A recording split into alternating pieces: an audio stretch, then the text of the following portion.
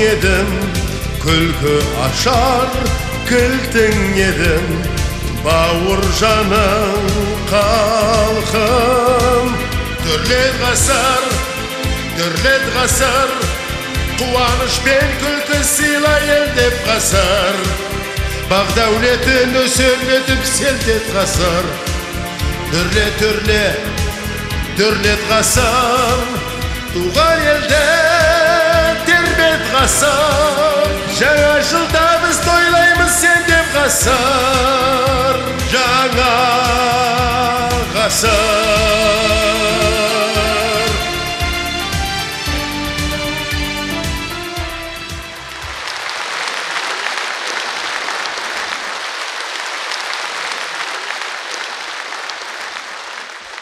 Teşekkür hürmetli көрерmender. Hicratçı жылы есебімен hicrattан есептейтін болсақ, біз өзі негізі 1425 жылдан 26 жылға көшейік деп жатырмыз. Жылдың басына жан жануарларды қойып, жылды атаған ғой. Мына мысалы үшін қазір шығарып сабатқанымыз ит жылы. Өзі ит жылы, өз біз әптен үйренгенбіз, ит екесің ғой.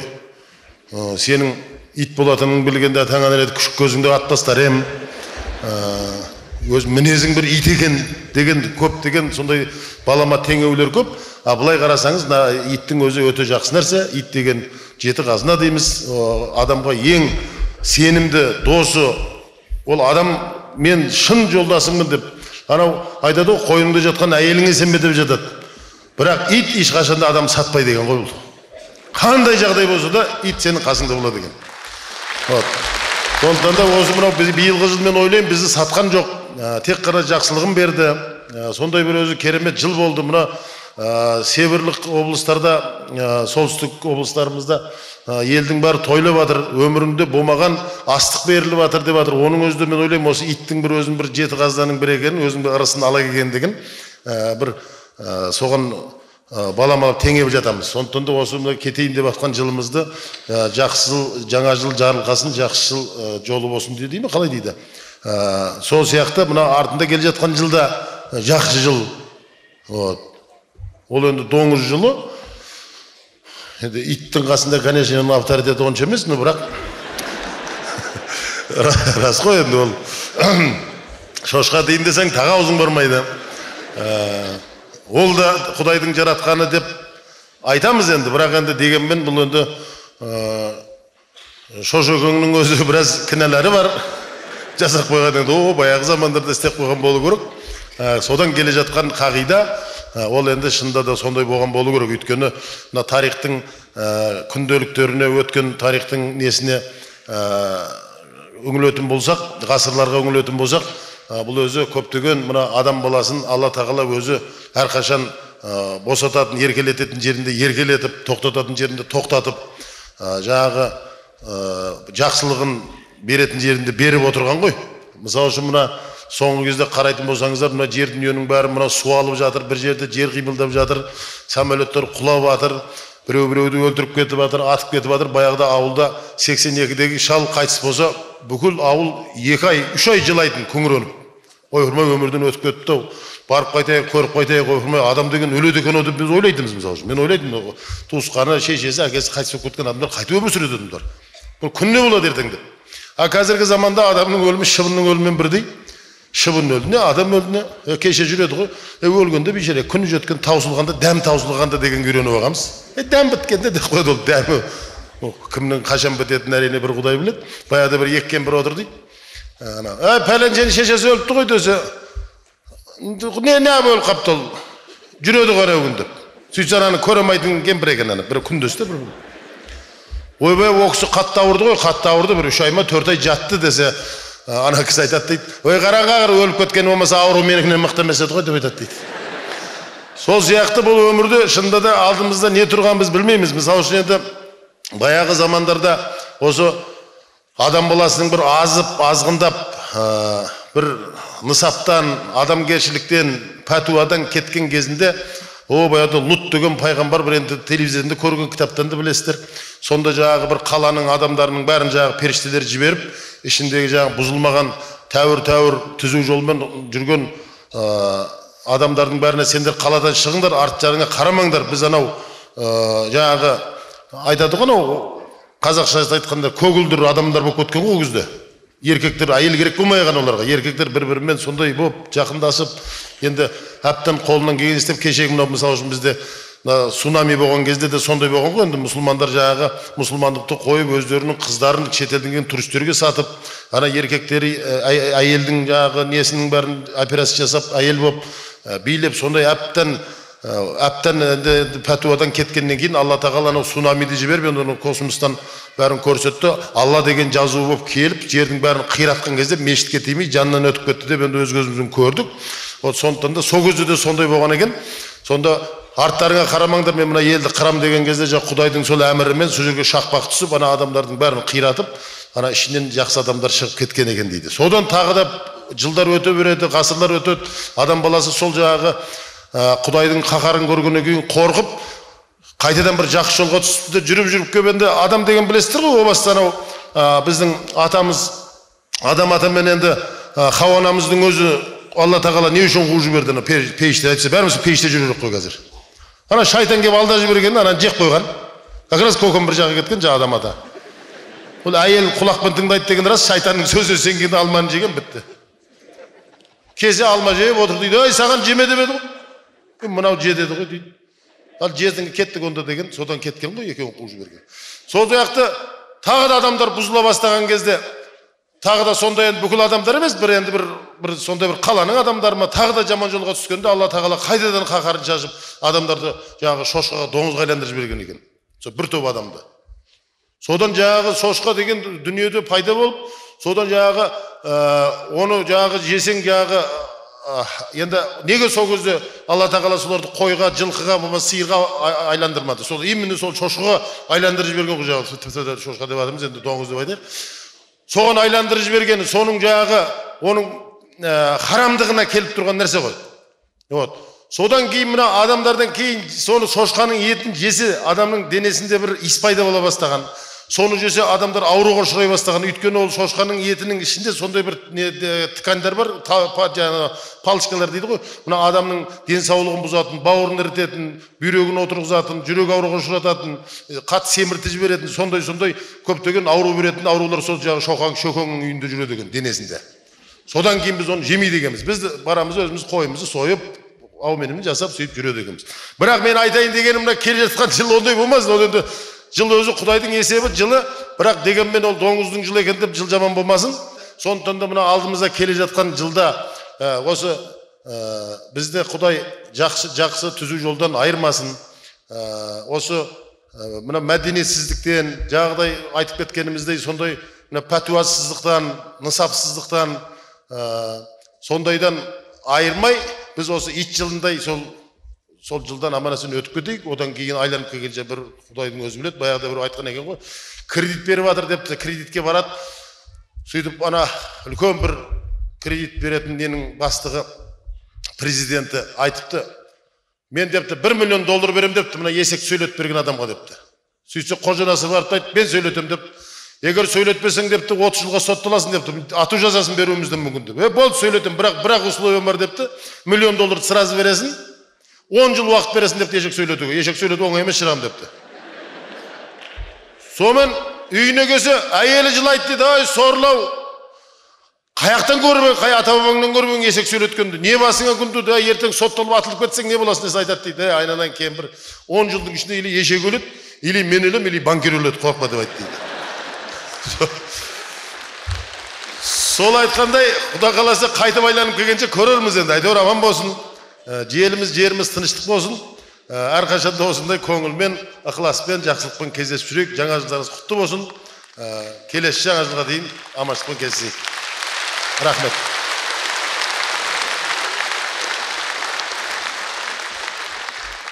Қазақ тіліміз байқұс жетімсіреп жатқан қазақ тілімізді күні де туған ау деймін. Фай, Құдай, мына өзіміздің ортамызға қазақтың тілін үйретіңдер, дұрыстап үйретпесе жұмыстан шығарыңдар деген кеше қаулыны көрген кезде үйіме барып Құдай, бала шағамызбен барып тойладық қой. Баяғыда естеріңізде ме? Ана тілің арың бұл, ұятың боп тұрып етте. Өзге тілдің бәрібір өз тіліңді құрметте деп жүрді ғой. Қазір оны ауыстырғанбыз біз. Ана тілің арың бұл, ұятың боп тұрып етте. Өз тіліңді жақсы бұл, өзге тілде құрметте деп жазу керек негізі ағайын. Рас қой енді. Менің қол астымда жұмыс істейтіндердің 90% дүбәрә. Қайсыларың бар, кіріңдер. Ага, көруге болады дейма. Қаулыны естідің бе? Сен қазақша жақсы білсең, саған ақшаны көп төлейміз. Құттың бе? Деньги больше будешь получать, как ты не понимаешь это, а? Ага, мен қазақша жақсы билейді. Билейсің бе не? Танцор дейсің. Билеп берші маған кәне, жақсылап отыр, ба? Билейтіңнен қайсысы қазақша? Не билейсің, етші? Мен жақсы билейді қазақша. Айтшал, қандай сөз білесің қазақша? Айтшал. Компит, компит, маз, маз, камаз, камаз, торт, торт. Сникерс, сникерс, баунти, баунти. Абылайхан, Абылайхан. Бісміллә, бісміллә. Абылайханды білесің ғой сені? Ай, мұнаның ар жағында бір жылты бар екен. Түйсігі бар. Абылайханды білет. Онда сені расында жұмысқа қалдыруға болады. Енді Абылайханды біледі кезің. Енді маған айтшы, Қабанбай деген кім айтшы онда? Қабанбай? Қабанбай. Қабанбай. Құрманғазы, Шевченко, Калинина. Калин, Қабанбайдың аруағы бос басында шоқпырмен ұрып жібермеймін осы жерде. Сен басыңа Қабанбай, Наурызбай, Бөгенбайдың бәрі жауып келсе де қазақ тілін кіргізе алмайтын шығар саған. Калинин мен Қабанбай салыстырып отқан айван иттің ғана баласы.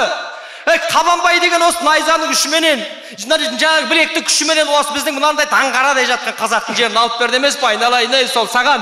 Все это земля досталась тебе, потому что Қабанбай с Бөгенбайым воевали. Қалай түсінбейсің? Спасибо Калинину Кабанбаевичу, что нам такой землю оставил, подарил нам. Мәңгүрт, осы бір ғана көмекейің бар ғой, кеңірден жұлып ап, шіләңгі, тілің жұлып ап, ләңгі жасаса ғой сенің бар ғой тұрған жеріңде. Калинин деген, сол Қабанбайдың алып берген нәрсесін талқанын шығарып берген бізге, орысшаға үйретіп қойып берген мәңгүрт қып шетімізден. Тұрын қараш тұрған, көзің ғой бол емес тұрған жерде. Ана тапсырма, вчера я вам задание задавал. Где? Давай начинай. В Алмате сильно идет снег. Правильно, Гай? Да, перевод, пожалуйста. Қазақша. Алматыда келе жатыр қар. Кім келе жатыр? Қар? Қар. Қарға. Қар деген қарға ворона.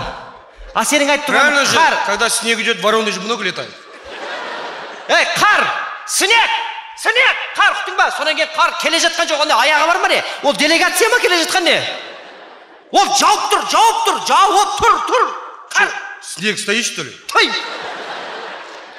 Снег не стоит. Құттың ба? Снег падает, пиши. Қар жауып тұр деп жаз дұрыстап. Соны жаттап ал соны.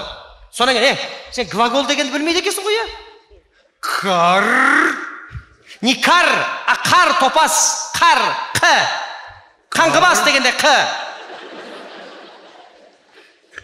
Қаңғыбас. Оны жазбайсың. Қар, точка. Сонан кейін глагол деген білесің бе сен? Глагол? Знаю, ага, знаю. Атаң басы знайсың сен. Қазақ тілде глагол дегенде жатыр, тұр, отыр дегенде аяғында жазылады. Құттың ба?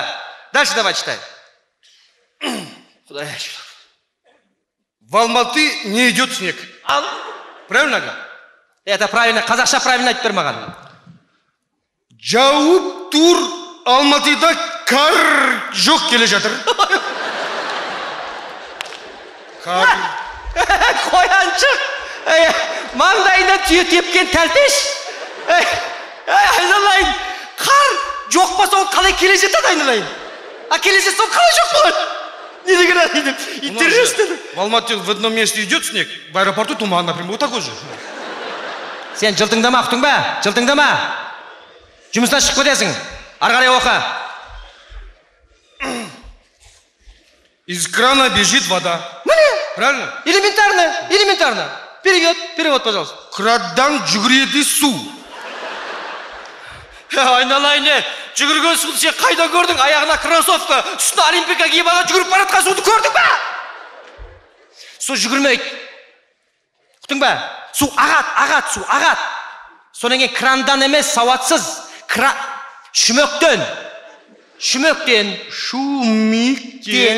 Шумик емес, шүмек, топас.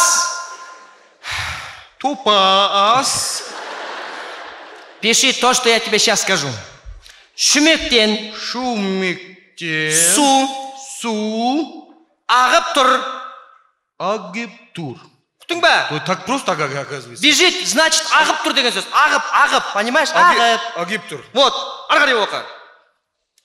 Моя жена бежит по улице. О, элементарно. Правильно? Иә, аударма. Мен қатын агып кетті бойынша көше.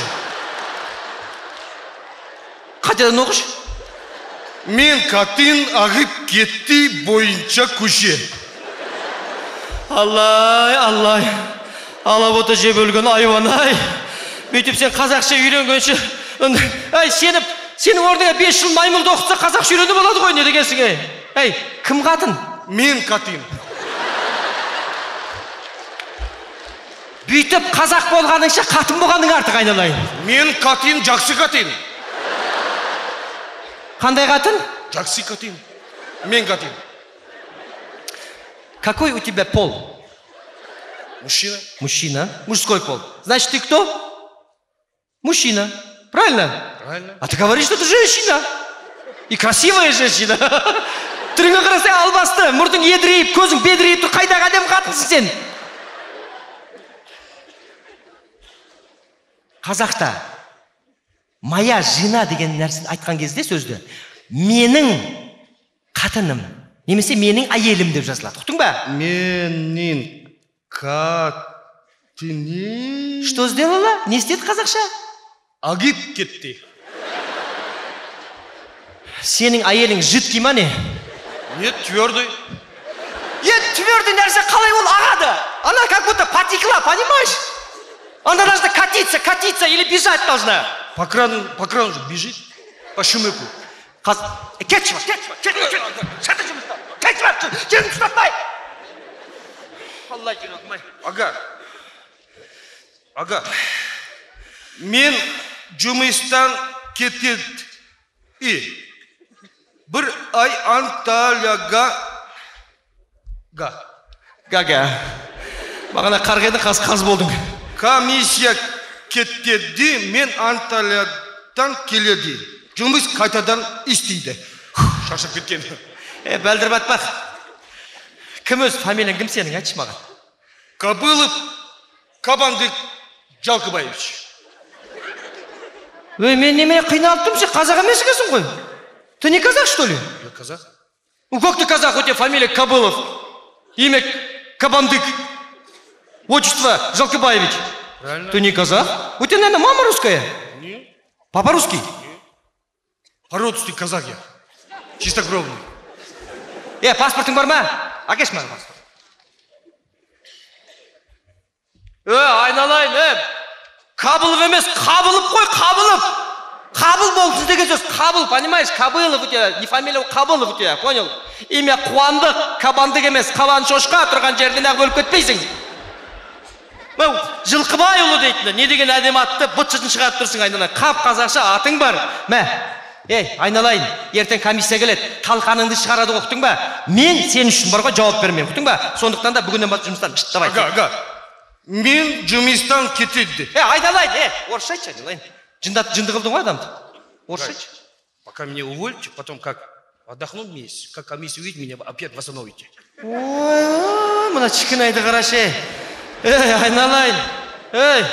Я тебя уволю, а вот принять вряд ли. Я же могу забыть, у меня голова одна. Ой, ага, напомнит вам. Кто напомнит? Кто? Есть такие люди. Айналайын, напомнить еткендерің бар ғой. Мен ешқайсына қарайын деп тұрған жоқ, ба? Кто меня напомнит? Кто? Я тебя принимал, я тебя и уволю.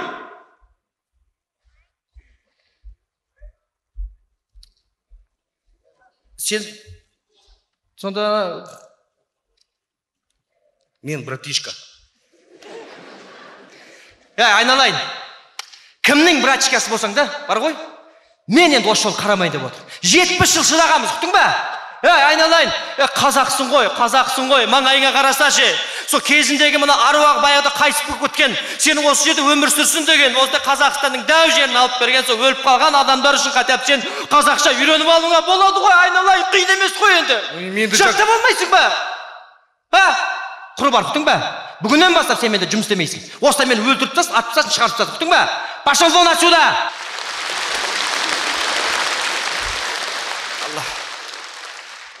Көрдіңіздер ме? Мен жүрек дегенде болмай жатыр. Жүректі дәрі ішіп емдеп аламыз ғой. Мына қазақтың тілін қандай дәрі беріп емдеп аламыз, құрметті ағайын.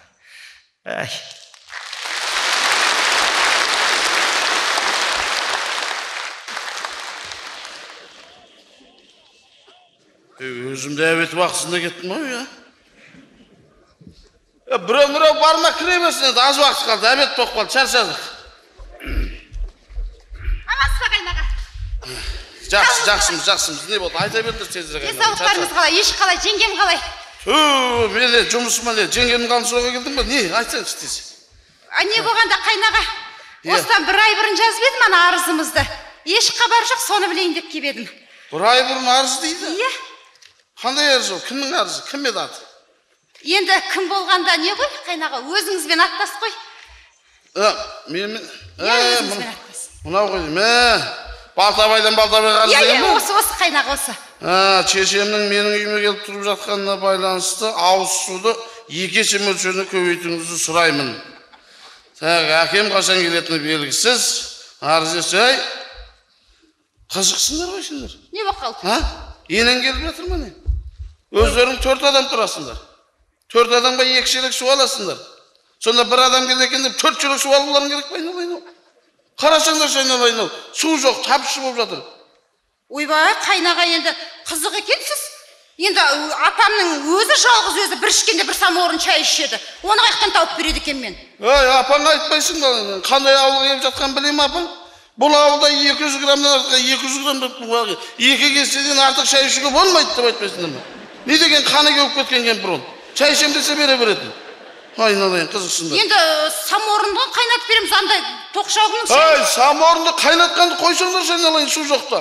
Ол қайнат бу болып кетіп кетті. Жылыды ма бере бер. Кәрі кісіге қалай бересіз қайнаға енді? Қызық екенсіз, енді атам болса анау келмеймін деп ауылында жатыр қырсығып. Атаңды мен милициямен алғыздырамын. Қанша су кетті, түгел төлеп түсіремін мен атаңа. Қашан келеді атам? Келмейді атам. Неге келмейді? Кемпір керек жоқ па? Тісіңізден шығып кетпесін, енді өзім деп айтып тұрмын. Атам тоқал алып ағалы бір айдан асып кетті ғой, тіпті келмейді енді. Ой, бұл құтырған екен шалдар, Мына апаң пропискаға келді десеңші біздің ауылға. Сол ғой енді өзім деп сұрап келіп тұрмын ғой аға. Енді ана апам болса аяғы тізесі ауырап келе алмай жатыр енді. Мынау енді кішігірім сәлемдемес сізге. Сәлемдемеден керек жоқ деймін, керегі жоқ. Енді кәрі кісі ғой аяғы кішкене тізесі ауырып жүр. Кейіннен келер өзі енді. Мына тек алмайын десең үлкен кісі тағы да. Иә. Енді үлкен кісінің жасын берсін енді. Жасын берсін, үлкен кісінің жасынан аттай алмай отырмын.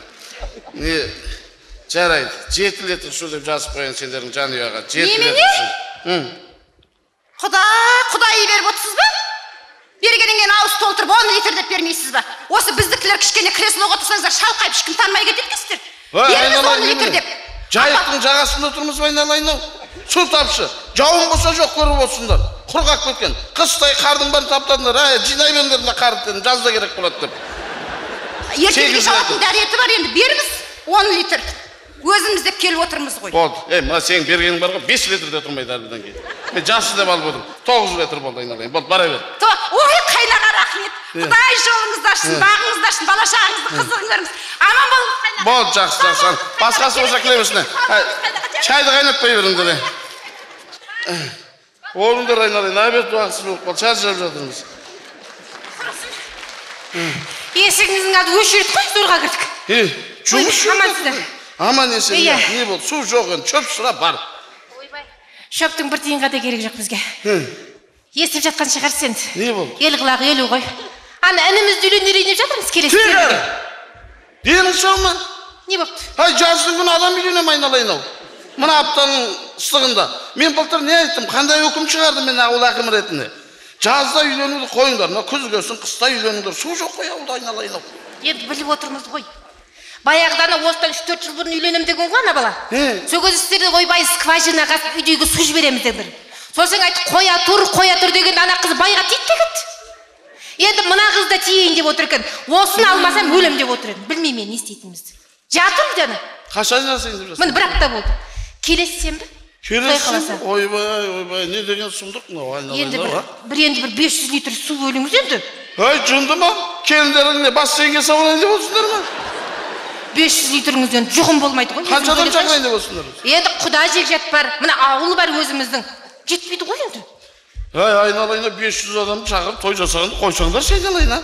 Мен әкім болып тұрып дүрілдетіп жасаған тойым өзіне 25 адам шақырдым. Шақырсам болатын еді. Су жетпейді ғой білесің ғой. Енді біліп тұрмыз ғой, не істейміз енді, не істейміз? Не істейміз? Білгеніңнің керегі жоқ маған айналайын. Шақыру билетін дейін жазып қойдым енді, шыны керек. Ай, анау келетін қонақтардың айтыңдаршы айналайын. Сулы жерден келіп жатыр ғой, бір блак машинасы көтереді, су ала келсе. Өздері ішеді ғой. Қойыңызшы, не болды қалжыңдап? Ешкімде қалжыңдап тұрған жоқ. Болды.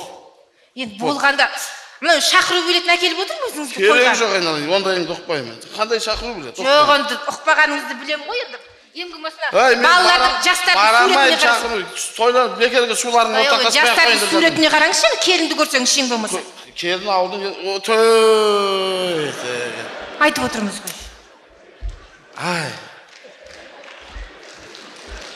Бұны мен, маған керегі жоқ, бұлардың маған керегі жоқ, бұндайлардың маған. Білеміз ғой енді керек жоқ. Маған анау су тасуға кетеді екен, сәләркеге деп кішкене аламыз енді. Енді оны біліп бензин қымбаттап кетті ғой. Ойбай-ау, енді біз сәләркеге беріп отырмыз ғой, сізге беріп отырмыз. Сәләркеге беріп отырмын, мен өзім алып отырмын дейсің. Оны бәріміз білеміз ғой, Құдай.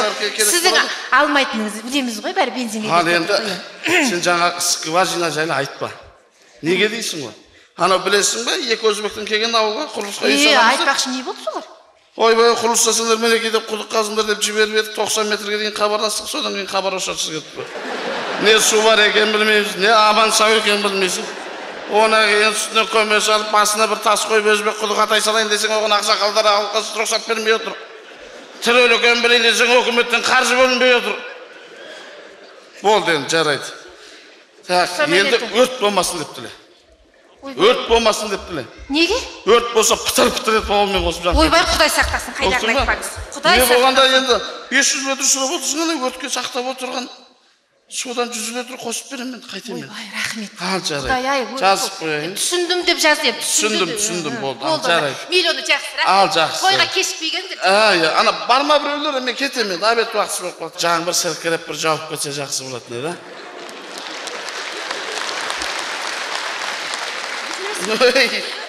Жақсы. Су жоқ, бітті. Шөп сұра, сабан сұра, бидай сұра, не керек еді? Судан басқасын сұраңдар. 2 сағат тұрдық қой суға. Айналайын, жаңбыр жаусын деп білесеңдер, апта сайын тасаттық береміз мінекей. Білесің бе, 20 гектар жерге картошка екенімізді? Болж картошка шықпайды. Не жаңбыр жоқ, сөйтсе ғана еккен картошканың өзі кеуіп қақ болып кетті. Құлыстық қой, су жоқ. Картошкасын білмеймін, ағай, атамыздың 40-ын берейін деп жатыр, не болды? Атамыздың 40-ы келіп қалды ғой, же. Ойбай, не деген уақыт, не деген уақыт, кеше ғана шағын бұқыратып барып көмедік ақсақал.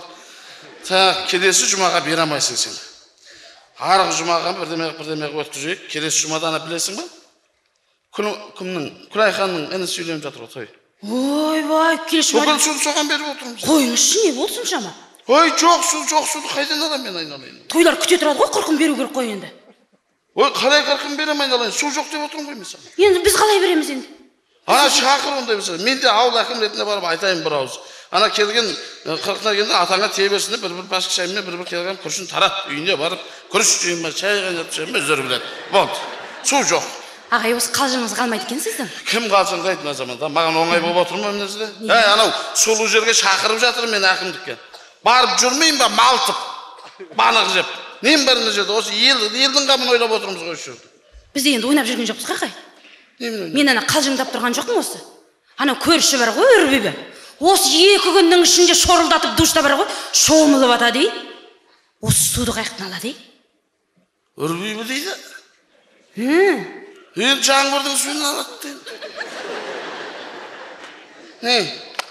Өй? Қойыңызшы ағай. Жаңбыр жаумағалы 6 ай болды ғой. Бір жаңбырда жаума кетті. Енді сен өрбебені білесің ба? Мен енді саған өзім деп айтайын. Сен енді бір жағы осы ауылда мен де байқап жүрмін ғой. Осы сен біреуден біреуге өсек тасыды. Осы бір анадан мынадан бір жаман деген қасиеттерін тек көрмеппін, Раушанжан. Ойбай, Раушанжан. Рас. Сондықтан да бір жақ сені сыйлайтындығым бар енді. Ана өрбебе бәнсадан келді ғой. Күнде келеді, аға дәріс асып кеттім, бір жуыны барайыншы, дәріс асып кеттім, бір жуыны барайыншы. Содан кейін енді оны кіргізіп жүрсең, судың бәрін құртады. Мүмкін ақырын өзім барып бір шелек қана су бердім де, тек дәріс асу сасып кетті деген. Шомылып тұр жәрен шыдадым осыны. Немен ауырғанда сұрамаппын мен оны. Ойбай аға. Біз енді дәріс асмай жүрміз ғой қасыңызда. Ойбай. Раушан, ай сенің бар ғой, атаң не деген керемет адам еді, а? Ай марқым ай. Топырағын торқасын. Атаң керемет адам еді ғой. Осы біз барған кезде су жоқ көзі шай қайнатып беріп отырушы еді. Атаң әруағын сыйлап отырмын мен айналайын. Рахмет. Иә. Қанша литр су керек еді өзі? Не ғой, 1 литрға жетпейтін бір цистерна болса болды. Ойбай, 1 литр артық, атаның әруағы риза болсын. Тие берсін десін. Ой, рахмет. Мына жерге қолыңыз қойсаңыз. Бұны маған тастап кетті. Өзім жаңағы неғысы өзіңде бір дұшқа түсем десең, енді мына бір 15 литр су табамыз ғой. Бірақ та енді әңгіме болып кетпесін. Ана көшенің ортасымен сабын машалқында орамал оранып келе жатпа. Әңгіме болып кетеді. Бүкіл ауыл келеді түсем, біз де түсеміз дұшқа деп қолдарына бір сабын ұстап. Өзің ғана атаң қырқ өткенің жарайды, Раушан жақсы. Аға, енді біз де жөнді емеспіз ғой, кешке жақын келеміз ғой. Ай, Раушан. Жарайды енді. Ағай, бірден айтайын деп едім. 40-на дейін болмай ма, дұшқа жабылға? Аруақтан аттамай Раушан. Атаң аруақ. Жарайды, жақсы. Жарайды. Жақсы, ой. Жақсы. Болды, әбет. Ассалаумағалейкум. Уәліксалам. Әкім мырза, халқына жақын мырза. Қалайсыз? Дұрыс, жақын бол, халқыңа жақын бол. Жақынбыз, жақсы. Тоғызбұлақ ауылы ма? Тоғызбұлақ ауылы болсын. Ауылдарыңыз ит өлген жерде ғой, әлі келе жатырмыз. Жоқ, келдіңіз ғой, не болды? Су жоқ деп отырмын, не керек сізге? Кімсіз өзі? Тоғызбұлақ деп қалай қойған бұл ауыл сонда? Тоғызбұлақ деп армандап қойған бұл ауылды. Су жоқ. Шіркін ай, Тоғызбұлақ болса келеген, Тоғызбұлақтың тоғыз тесік те жоқ бұл жерде, ұқтыңыз ба? Судың бәрі мінерде ғой, Бұл жер су емес, бұның бәрі сухарики. Второй, первый деген жоқ біздің ауылда. Ал енді не дейсіз енді, мінекей? Жақанға неге су бермейсіз? Ой, айналайын, кімге? Жақанға? Ай, Жақан. Жақан деген бүкіл арыз жазбаған адам қалмады. Бүкіл ауылға жазған Жақан ғой. Кім боласыз өзі? Мен ба? Сен су жейтін әкім болсам, мен әкімді жейтін уәкіл болам, айналайын. Алматыдан келген уәкіл болам. Дұрыс уәкіл мырза. Су жоқ енді, көріп отырсыз ғой мінекей. Шаңын бұрқырап келдіңіз. Әкім мырза. Айдала, иә. Әкім мырза, тыңдаңыз бер. Халыққа жақын мырза. Жағдайы нашар. Сотталайын деп басын, әкім мырза. Анаяқтағылардың бәрі көздері қан талап, ауыздары қан болып кеткен тоқтат. Өзіңден олар соттаудың орнына маған алғыс айту керек. Осы елді осы шөлден аман алып келе жатқан ымды түсінбейді, дымды түсінбейді деген осынан шыққан екен ғой. Ауылдарында ақсақал алқасы бар ма? Сақалы бар, бірақ шалғалды өзі. Бір шалма, 10 шалма шағыш мен сөйлесейін. Сен жиналысқа сап көрсетейін. Ақсақал керек па? Шақырайын ба? Шақыр. Ай, Әсет. Әкеңдер сен ақсақал. Тоқта. Ал сөйлесіңіз ақсақал. Неге шақырдыңдар? Мына төрі ақсақалдар алқасымен сөйлесемін. Келіп тұр ғой, сөйлеспейсіңдер. Ей, сен ақымсың, мен есімдесің сен. Иә. Алжысам да сен есімдесің ба, бетің 5 гектар болып айналайын. Ей, су бермейсің ба маған? Ай, айналайын, мына дәретімізді құммен алып жүрміз ғой айналайын. Жібердің ба? Қанша жібердің? Екшелік ба? Дұрыс oldu. Дұрыс екен айналайын. Мұнан төрағым сайладыңдар, дұрыс па? Дұрыс. Мәшіне бермейсіз. Ат бермейсіздер. Шақырса жүгіріп баратасың. Құдалыққа барма. Ана ауылға бар, мына ауылға барма. Ойнап жүресің ба мен? Жолымыз не болды, жақсы. Әкетсен. Маған айналым пивді аламайсың ғой? Жағындар әндір жүріп тұрған жүрді. Кіргі жіберейін ба? Мен екеуін қосты, бар. Енді атама өздерін келетін болдыр, Бензин берді ма? Бензин берді ма? Бензин берді. 96.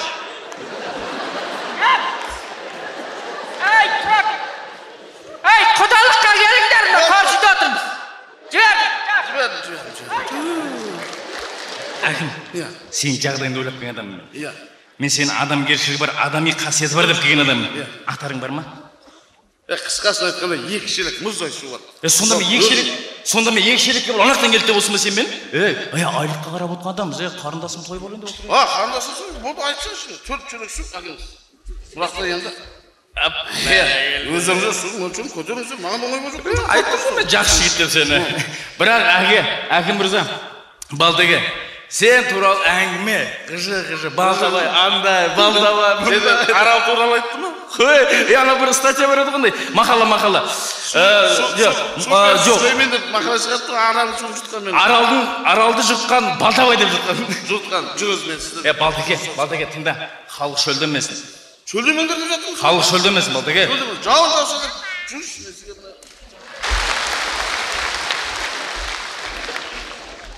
Қайырлы кеш, құрметті көрермен қауым. Біз мынау Қазақстанда әйел мен еркектің арасындағы теңдік деген кішкентай айғай-шу болғаннан кейін ЮНЕСКО делегациясын ортамызға шақырып, соның шешімін шешіп беріңіздер деген жағдаймен ортамызға шақырып отырмыз. Олай болса, ЮНЕСКО делегациясы Орта Азиядағы демография мәселелерін, яғни халық санының өсу жағдайын, сонымен бірге гендерлік саясатты зерттеп жүрген орталарыңызда Америкадан келіп отырған мистер Блейк. Қарсы алыңыздар, құрметті көрермен қауым. Және Қытай Халық Республикасынан келіп отырған мистер Липун.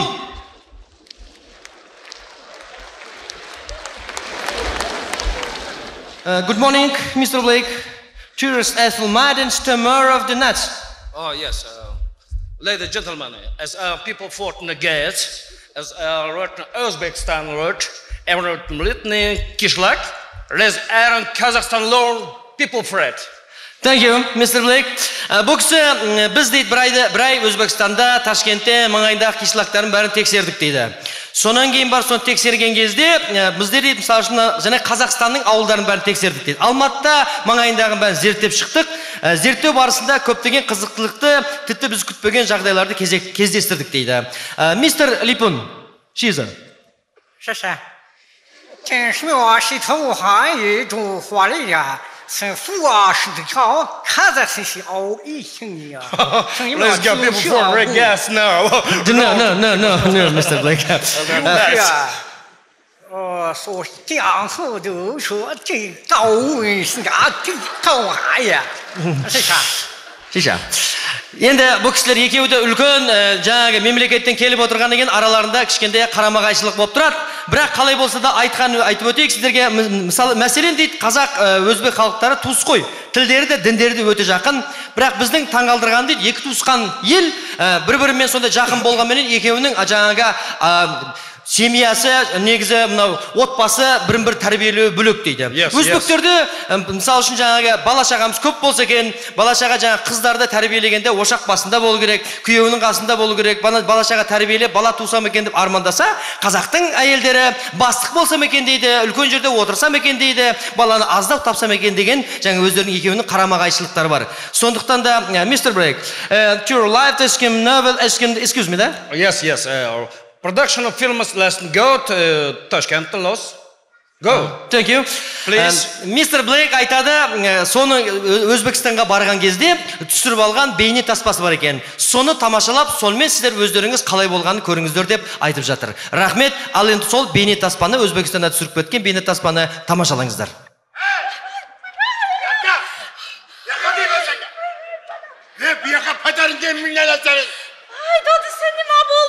Nima bo'ldi? Nima bo'lmadi? Hep padaringga minglatsang. Xudomoga xotin bermadi, yo'lan berdi bu. Voy, qalayda. Sen bugun qishloqqa meni qarab o'tib qilding, Nima qildim? Nima qilmading sen menga? Ana Salijonga qara. Ana Zahidga qara. Ana Qusonga qarang.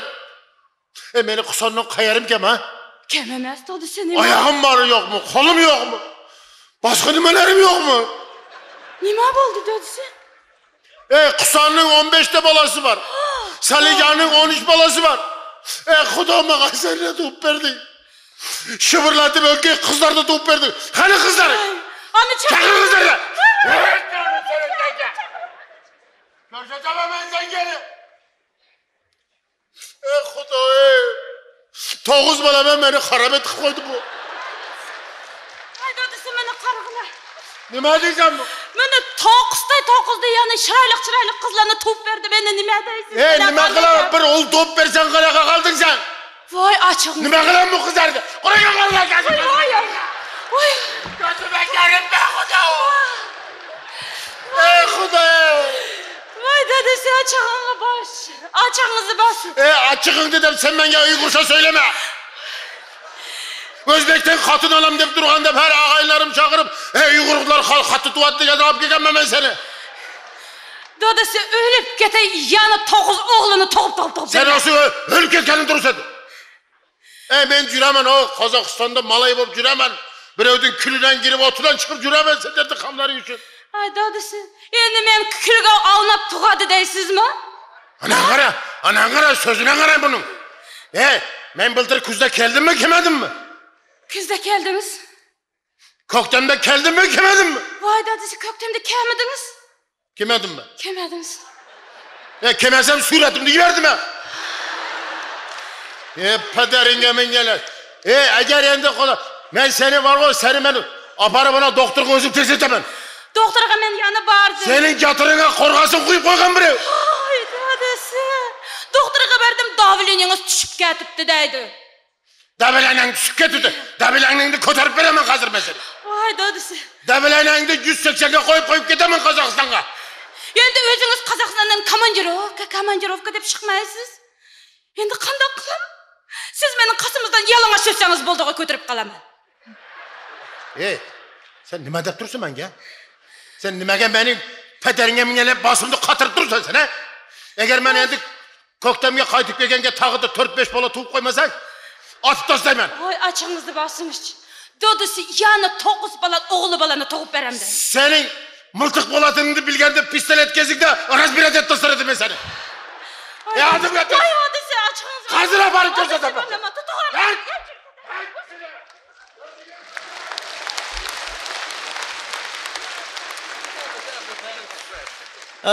Thank you, Mr. Blake. Ko'rdingizlar ғой, құрметті көрермен қауым. Қандай екенін, расында да жақсылап түсірген екен. Енді Mr. Lipun, Jinzu Fan Gan Nin, осы Қытайдың тілім бар ғой, тілім сынат бар ғой. Jin Pun Fan. 少给我的岁啊车呀，汉速度个挂的，这卡着。突阿西我突发呀！说个飞机啥真有啊！这阿些是可以我真是一个的事啊！谢谢. Ya, рахмет, ya. Енді көрдіңіздер ғой, бұл кісі айтып жатыр, енді қазақтың негізі отбасындағы жағдайды да сіздерге алдарыңызға осы бейнетаспаға түсіп алып келді дейді. Соны тамашалаңыздар дейді. Please. Осы жұрт қызық бар ғой, сағат 5-ке тойға шақырат бар ғой. Дым қол көрмедім міне. Не прическам жасап үлгермедім асығыс. Не айнаның алдында асығыс. 2-ақ сағат отырдым. Коррекция қасыма жасап үлгермегенімді қарашы. Не болды, апарып тастадың ба балаларды? Апарып келдім. Мамам тамақ беріп, бәрін етіп өздері қарайды. Сол кісінің өзі қалып кетуге болатын еді ғой сол балаларды. Созалаңдап жүреді екен сол бір кемпір. Немене келдің, кете бермедің ба сол жаққа тойға? Барып орын дайындап қоймадың ба? Алдын ала. Онда мен маршрутқа отырып жүре берейін банда? Ой, құдайым-ай. Енді неменеге барасың? Осы неге мен нервыма тиесің бар ғой? Тура бір тойға бара алдыңа настроениені түсіріп бар ғой. Әдейілеп мазақ етесің. Жоқ, настроениені түсірмеші енді. Қазір тойға барғанда сөзді өзіңе береді білесің. Подарканы беріп, әдемі сөйлеп, ортаға жарып шығып билеп дегендей. Жапшы аузыңды, жапшы. Әдейілеп осы мазақ етіп мен нервыма тиесің ғой деймін, осы жыныма тиіп менің. Қалай билеймін мен? Қалай сөйлеймін мен? Фигурама қараса дым фигурам жоқ. Ана жердегі тойда отырған жұрттың бәрі күлсін менің фигурама қарап. Тура бір 10 бала тапқан қатын сияқтымын. Ой, енді не болды фигураңа? Жарасып тұр ғой өзіңе. Түкке жарасып тұрған, қай жер жарасып тұр? Осы бәрі бар ғой сенің кесірің. Бақандай 2 бала таптым топырлатып. Масқара, тіпті ұят екен баладан өлгендей. Ана өзіңдей Володяға қарашы. Ой, қандай керемет. Әйел туайын десе бар ғой, тумай-ақ қойды, кейін туасын деп рұқсат етпейді екен. Не деген жігіт бұл? Не деген азамат? Екеуі қандай тура қыз бен жігіт секілді бар ғой, жылда шетелге барады. Жылда саяхат. Қандай бақыт. Ал менің баратыным, мына тұрған Қапшағай, мына тұрған Алакөл, тіпті ұят екен көлден өлгендей. Болды енді қойшы, тойдан кешкенбіз. Мен ақ билей салайыншы болды, жарайды. Билемейсің сен. Қойқанға жұрттың бәрін күлкіге қарқылайын деп отырсың ғой. Өзің билейін. Жүр бол. Кешкенбіз. Кешігеміз. Міне көрдіңіздер, енді осы жайында жағдайда бізге мистер Блейк өзіңіз айтып берсеңіз. Көз қарасыңызды. To loudness guesses number of to the Nazis. Yes, yes. Thank you. Right now, Svet, no, Korpa Bluk. Let's in the Baltic, National Europa, let's guess, baby, no. Thank you. No. Thank you, Mr. Blake. Бұл кісі расында да айтып жатқаны, мына аздап қана кішкене шамды ертерек сөндірсеңіздер, көрпені көбірек бүлкілтетсеңіздер дейді негізі. Мына көрпе бүлкілтетіп, төсек қозғалғанменен, бірақ оның нәтижесі болады дейді. Европада мысалы үшін жаңа Прибалтика деген жер бар, басқа мемлекеттерде көрпемен төсек негіз қатты сықырлап, қатты бүлкілдейді екен, бірақ одан нәтиже жоқ екен. Расында сондықтан да одан нәтиже шығару керек деп тұр.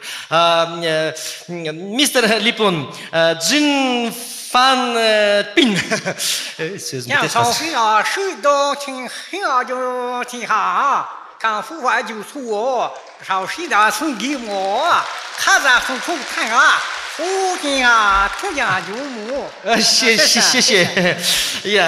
Бұл кісі енді айтып жатқанша, мынау негізі мақал мәтелмен бастап жатыр. Негізі Қытайда дейді, әйелге көңіл ауғаны бала, қол тиген жер қала деп қояды бұл кісіге.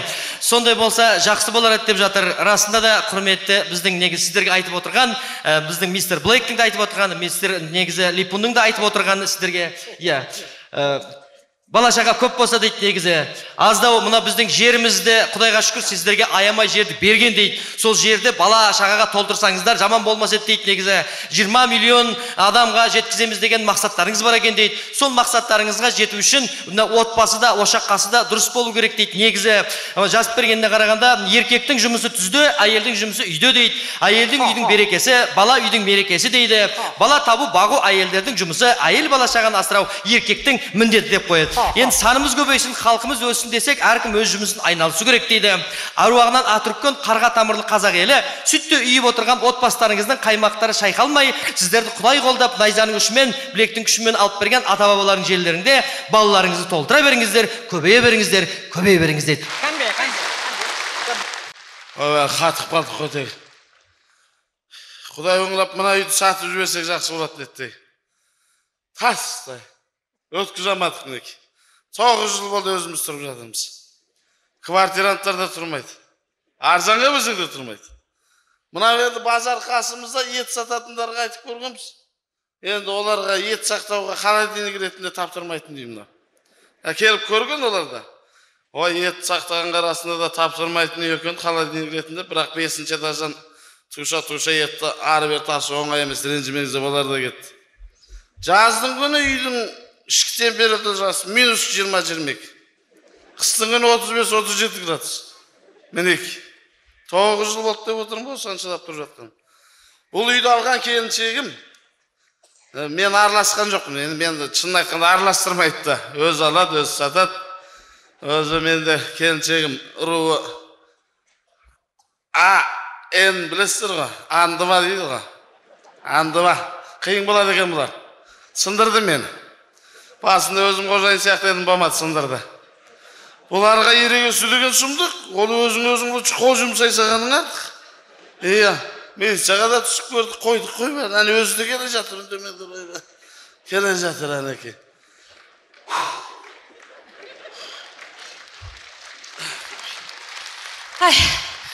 Жаным, әрең жеттім ғой.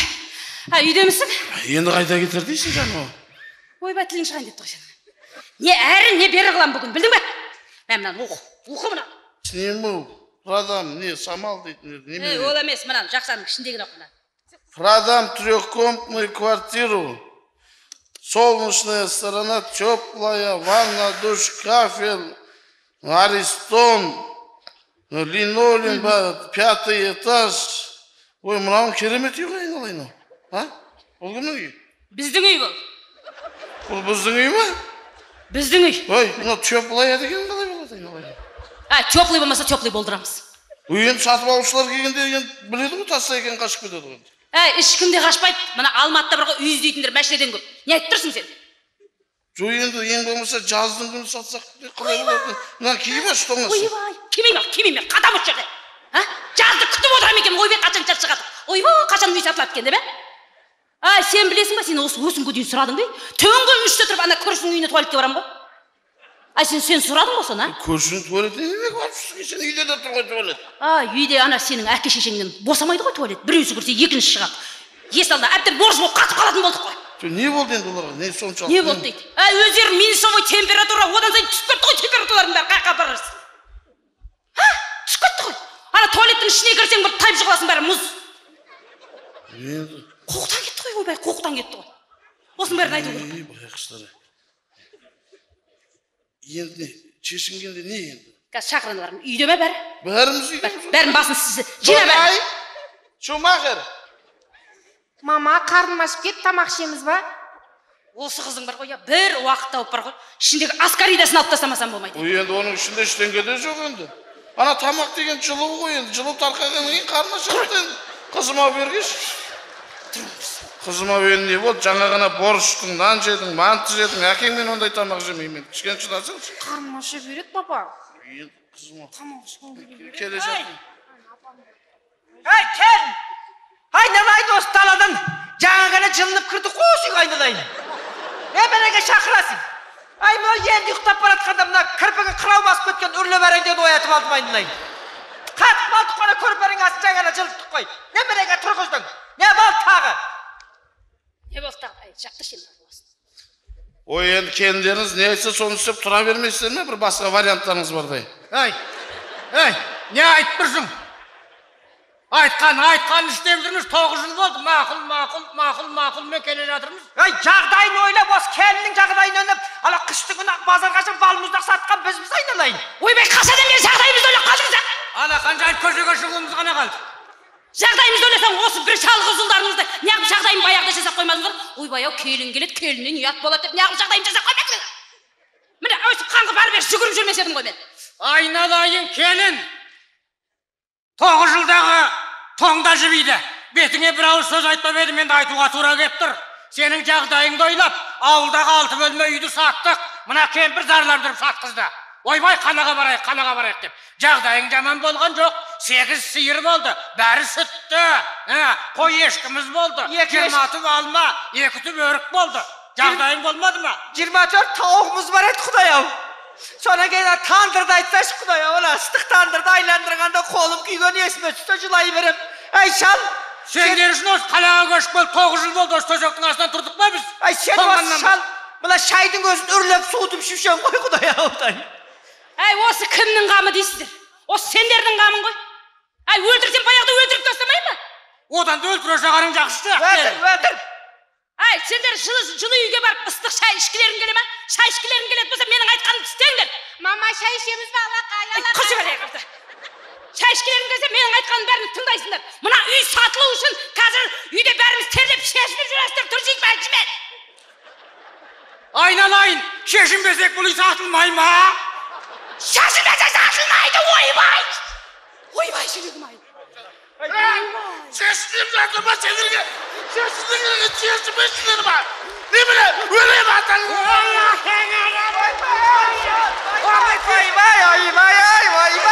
Ойбай. Шыққыр көзімден шықып кетті, ойбай. Бұна әкелеріңді өлтіресіздер ғой, күннен бұрын Құдай, бір аяғы жерде, бір аяғы көрде тұр ғой, ойбай. Байқаса жүрегің ауырат өзің. Айдын, мына бала шынгеп отырмыз ғой. Бұл күйік бал емес, күйік бұл. Бұл бал емес, шірген жұмыртқа. 9 жыл көнік білеміз ғой, осы келінге айналайын. Осы келінге үйленген, өзіңсің осы келінге үйленген. Сен болмасаң осы ауылдан көшмейтін едім. Ойбай, балаларға барайық, қалаға барайық, қолымыз жылы суға таратырың. Ал жылы су саған. Сен қой осы. Бүткіл қаяқ қолды жылғы суға сап отырамыз, осыны қатыңғы балдырайық деп. Қазір міне алдымыз қар, артымыз мұз болып отырмыз ғой айналайын. Бәріне өзің кінәлі. Кет. Қақшаң етпей. Мына балаға көнейік. Осы жол бір жақсылық жасайсың шығар енді соған көнейік енді. Ey, kim көмбейген атыр 9 жыл болды ғой көніп келе жатқанымызға. Сөйтейік. Немерелер үшін енді. Кел шырағын Ay canım ay. Ay kel aytalayın. Sizin de hatana rejime yedi o prantebek koyandı kişkene kantojni. Soğan rejime. Kesti göz ne istiyor göre göz kuda ya. ойбай бағанадан бері сөйтсеңіздер апаты Ya. міне осылай істеу керек мына үй тезірек сатылсын десеңіздер мына қазір клиенттер қаптайды бір келеді де шығады олар ауыздарын аңқиып саңқиып тұрмай шешініп бір рөл ойнасақ болды мына сықтап терлеп жүргенді ойнасақ болды басқа ештеңе керек жоқ Kuday ay kuday. ойбай жаным Soğukta mınan da mıyı katıp bakan kuday ya. Ne meredeymiş bunun da. постоянно терлеп жүрген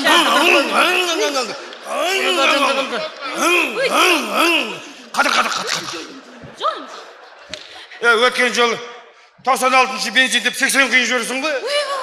Мотоциклімді тартпай жүр ғой менің. Kuday ay. Бензин қишы. құямыз міне жаны құйтып толтырып жібердім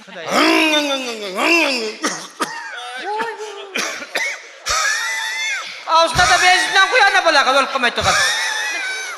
аш аузын Ауырым ғой, ауырым бұда.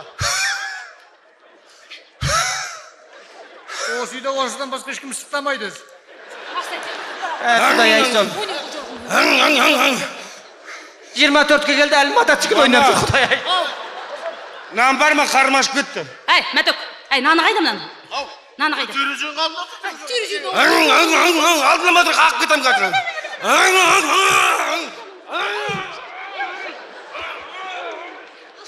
Бір баласы жынды, біреу сабаққа бармаған міне. Екеуі жүр ақша жасайын, ақша жасайын. Ay жаңағыны не дедің жаңа? Кісілер келгенде шешін дедің бе? міне кісілер келгенде бәріміз терлеп ойбай ыстықтап бір бірімізге шу шашып құдай ау мына жерде бар ғой я сөйтіп жүреміз естеріңізде ме мына 9 жыл бұрын өстіп үйді алар кезде үй иелері қалай болып жүреді есіңде ме қалай болып жүргенін шөртек байкімен жүрді ғой құдай алданып қалдық қой мынау сен болмағанда алданбас едік қой құлап түстің ғой сол жерде Ay мына шал түсінбей тұр мынау қазір алдат деген есте тағып бұлқан талқан болады ғой. әй түсіндірші мынаған Ой, түсіндіңдер ме? Ойбай түсіндік айналай түсіндік айналай қош берге ашуыңды баса ойбай ашу жаман Мама, мен де шешінем ба? шешінеміз бәріміз шешінеміз Бәріміз. тек қана бар ғой қазір есіктің ойбай келді Кім келді клиенттер келді шешініңдер Шешінем. ойбай не дейді ай шешін ойбай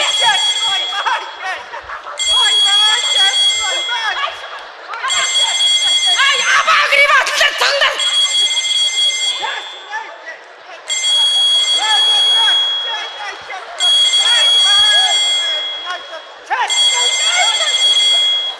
ай телефон айқынға шырылып Апа, сотовый ғой. ой жаным ай кейіне тұрыңдар бергендер Сотовый ғой. сотовый екен шырылып атқан ай содан кейін звондаш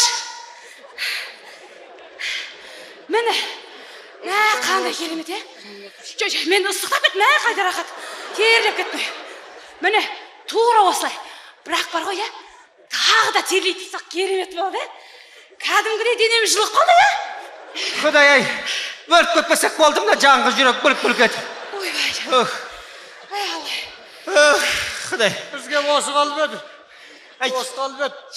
шыда бәрді шыда Құдай ай Енді көрмегеніміз осы масқара еді. киініп ал Одан да өле қалған жақсы. ана Масқара ғой мынау. киініңдер ана не қылып тұрады ғой тағы шешінеміз ба тағы да шешін ойбай шешін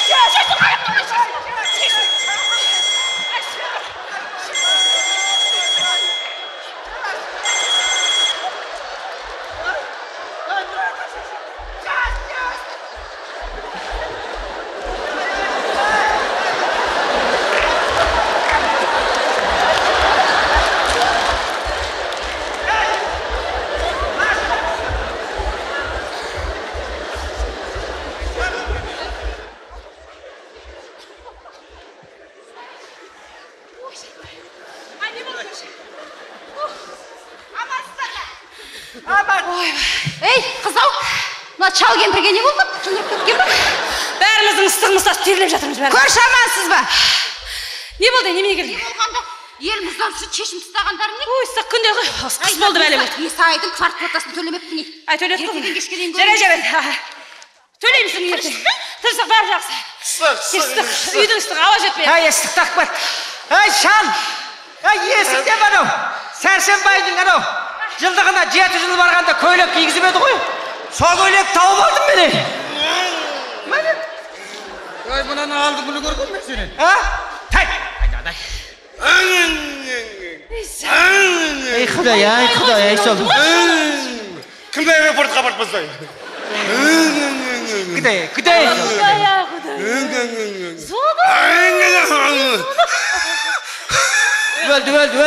Өлді. Бер ана, пышылдағынан. Құдай, бір күні пышылдағы бұтып қалса, ұрпақсыз қалады, онда айттым балалар. Папа деймін. Папа Папаңның. Мен қашан мектепке барам бе? Балама сенің асман болмағанда үй сүт тұретін уақытым болды ғой айналайын.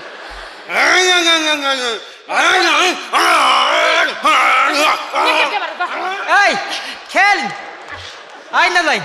Біз ана комтқымызға бара берейік. Келгенде шақырасың, жылудың жар. Үрелін ойнап жүре берем. Ай, қалай комтқа бар. Ай, точно.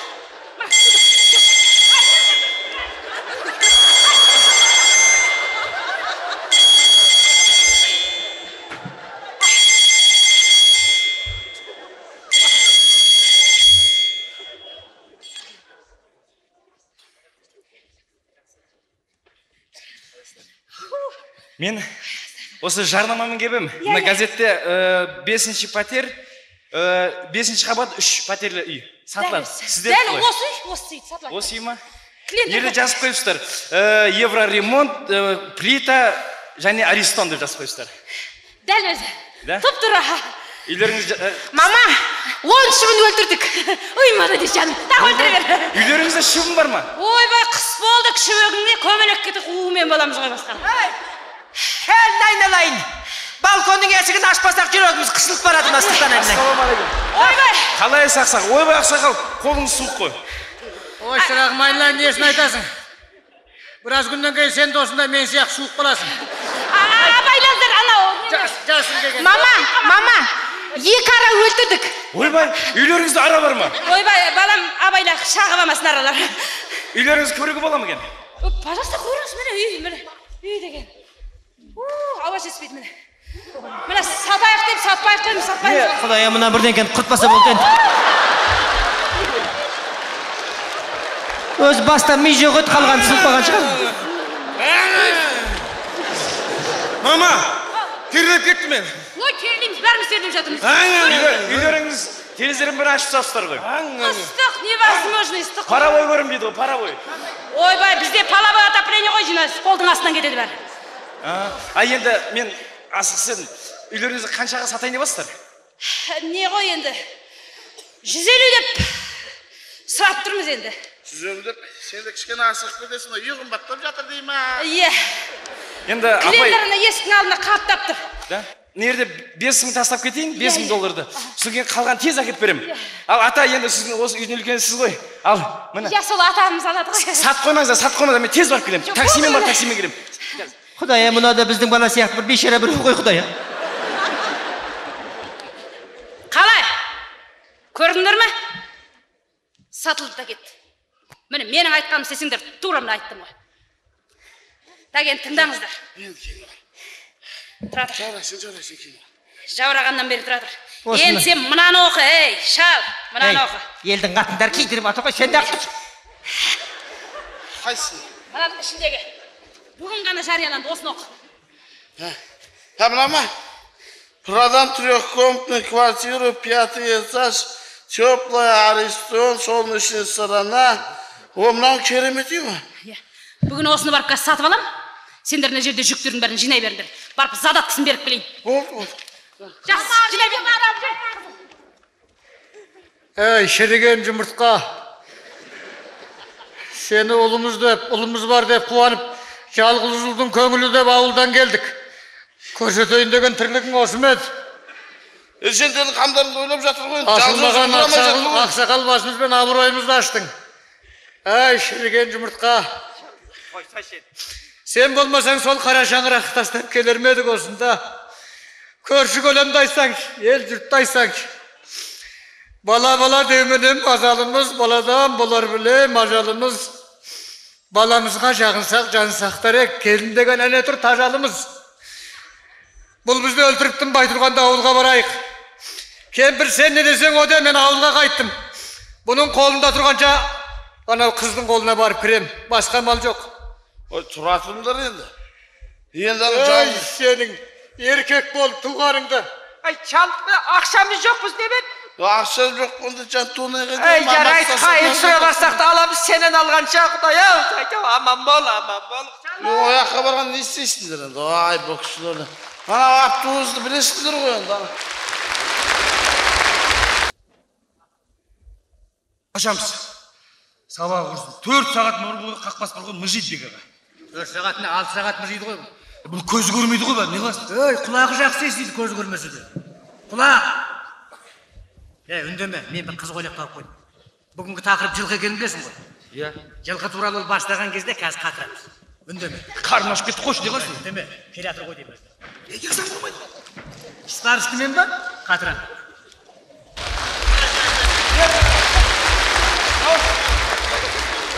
Бәрі жиналды ма? Түгел бәрі. Студенттер түгел, аудитория толық. Бұл студенттер ма? Студенттер. Мен абутуренттерге оқуым керек еді ғой. Абитуриент? Ой, біз 3-ші курстың студентіміз ғой. Ой, мен өзім негізі абутуренттерге оқып жүрмін қазір. Жарайды, маған барып тыңдайтын адам болса болды ғой. Иә. Енді балдар бәрі жиналды ғой. Жиналды. Түгел ғой. Түгел. 4 курс отырушы. Ya сендер менің мына көзім көрмейтінімді сендер ойламаңдар, мен мына құлағым жақсы естиді. Мен кімнің шығып атқаны, кімнің тұрып атқаны, кіммен отыр, кіммен не айтып отыр, мына құлақтың қаттыла қатыр. 30 жыл болды осы лекцияда оқып келе жатқаныма. Білеміз аға. 30 жыл. 30 жылдың ішінде менің лекциям бір адам жаман деп айтқан емес шығар. Бәрі мақтайды. Бәрі мақтай болсын. Қайтпай бәрі отырады. Мен мына көзім көрмегенмен мына жазуды бүйтіп қолыммен оқи беремін. Қолыммен. Енді 30 жыл оқып бересіз ғой лекцияны өткен. Жаттамағансыз. Жоқ, жаттағанда бәрі баста. Бірақ қарап тұрғым келеді. Анау профессиональный привычка. Шатасып кетпейін ертең артынан сөз өрмесін деймін де. Так, ай, сендер мен өзім мынау лекцияны бүгін жылқы туралы оқиын деп тұрмын. Білеміз, декан айтты. Айтты ма? Айтты. Жылқы болғанда да жылқының ішіндегі ең мықты жылқылар туралы оқиын бүгін. Сендер маған желательно бір жылқының суретін әкеп қойсаңдар дұрыс. Оны дайындап қойғанбыз. Қазір әкелеміз. Иә. Анау көріп отырып, тыңдап отқанда ана тез әсер етеді адамға. Білдің ба? Общение ғой. Общение, анау суретті көріп отырып, соны көріп отырып, көзді елестетіп отырады да. Соны сен де сөйте қойыңдар онда. Болды. Барып алып келе. Әкелейік онда, біз алып келейік. Так. Бәрін келді дедіңдер ма сендер енді? Түгел көгесіңдер ме өзім? Мен көзім көрмейді, бірақ осы бәрі келді деп отырмын мынау шулағандарға қарағанда. Біздің өзінен тақырып жылқы болғаннан кейін өзі. Әй, балдар, бар болса бір тірісін әкпесеңдер де дұрыс болар еді. Сыймайды ғой, есікке сыймайды. Болып жарайды. Мынау нені суреті бұл енді? Мен көзім көрмейді ғой. Арабский. Арабский ма? Ой, жануар. Төлегені Қыз Жібекке бадар еткен. Ой, жануар. Аппақ па? Аппақ. Мен бұрын әкеп оқытып жүргенде қара тақым қойсаңдар, бірақ ақ болса жақсы болған екен. Әдемі екен. Болыпты. Мен бұны бастайын. Бұның енді басшаға олды. Әкелейін. Басы міне бай. Мыналар не жер таңдап береді? Қыршып отырсыңдар, Бір жерін ашып отыр ма? Неме білем? Басы қай жақта? Басы міне басы. Ой, жануар. Ай, жануардың қолын ұстап қойайын. Мынау басшаға. Басы сол, иә. Жалы ғой алда, жалы. Жалы қарас, жалы. Төгіліп тұр ғой жалы. Ой, жалы. Өзі айғыр ма бие ма? Бие. Екі рет туған. Ау. Екі рет туған бие. Жас бие. Жас, онда екі тума жас байтал болды. Не дейді оны? Қысырақ дейді ме не дейді? Білмеймін, әйтеуір екі рет туған деді ғой. Өзі де бір дәу бие ма дейді? Өте сұмдық бие. Ағай, биыл сауылып жатыр екен, сауылмалы бие. Қымыз беретін түрі бар. Қымыз ішіп жүре көздер қонда. Қымызға көзді. Мені ағалар әне бір қымыз құйып қоймайсыздар ма? Дегенмен бұл жарықтықтарды, бұларды мінсең көлік, сойсаң ет. Рахат қой бұл. Рахат. Болды әне, бол. Отыра берейік. Отырыңдар. Бастаймыз онда. Так. Жолдас студенттер, бүгінгі лекциямыздың тақырыбы мына суретті көріп тұрғандай жылқылар және олардың адамға тигізер пайдасы. Неге күле береді бұлар? Өздерің бір жырдаңдап қалған өңгей сасып құлақ баледесіңдер. Тақырыптың атын мен былай деп қойдым. Жылқы ер қанаты. Мінекей. Жылқылар және жылқыларды қалай ұстау және оның жолдары, жылқылардың бұл адам баласына сіңірген еңбегі, сол туралы біз енді көп әңгіме қыламыз. Сонымен өздерің көріп тұрғандай дегенде айтып кеттім. Бұл енді әлемде бұл жарықтықтардың өзі миллиондаған түрлері бар. Бұлардың енді мен сіздерге айтайын, сонау ерте заманнан бұларды адам баласы қолдана бастаған. Бұлардың бізге сіңірген еңбек ұшан теңіз. Тіпті бұларсыз адам баласы өмір сүре алмайтын жағдайға жеткен. Бұрынғы кезде мына қазақтар бұған ер баланы 6 жасынан бастап баулып қызықтыра бастаған. Сол бала 13-ке тола бастаған кезде өз бетімен әрекеттеніп, тақымын қатайда бастаған. Алдында жүрексініп, мінгісі келмей, қорқыңқырап, баталмай жүріп, бірақ кейін бір-екі мініп дәмін алғаннан кейін, оны мініп алып шапқаннан кейін, оның рахатын сезінгеннен кейін, бұл жас жеткіншек үстінен түспейтін жағдайға жеткен. Мінекей құрметті менің студент жас жол достарым, сол жаңағы жеткіншек көп міне бергеннен жауыр болып жүре алмай қалатындығын оның әкесі немесе оның айналасындағы ересектеу достары, ағалары түсіндіріп айтып отырған.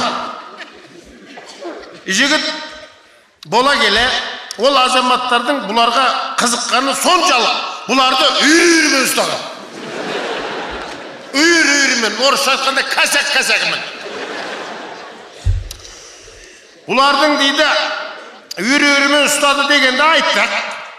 Енді тек солардың ішінде қанша үйірмен ұстағанменен, сол үйірдің ішінен біреуін, екеуін, әрекетті үшеуін ғана жақсы көріп, тек қана соларды мініп отырған.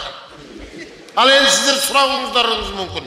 Сонда басқалары не істегенде? Ал енді басқаларын айналасында жүрген малшылары, жылқышылары, солар өздері үйретіп мініп қызығын, рахатын көрген. Енді ұзын сөздің қысқасы мен сіздерге құйсеніңіздер, құйсенбеңіздер, мен өзімнің басымнан өткен бір қызықты айтып берейін деп отырмын. Енді мынау ер азамат күнделікті өзінің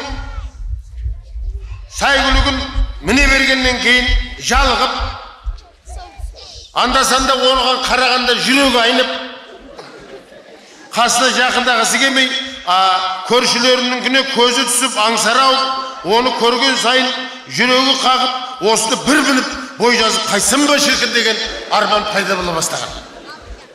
Ауруға шалдыққан. Міне дәл сол сияқты, мына мен де сол жас кезімде Bir körшімнің bir әжімі сәйгүлігі бар еді, бір соған мінсем деп армандап жүретін. Үйге кірсем де соған қараймын, үйден шықсам да соған қараймын.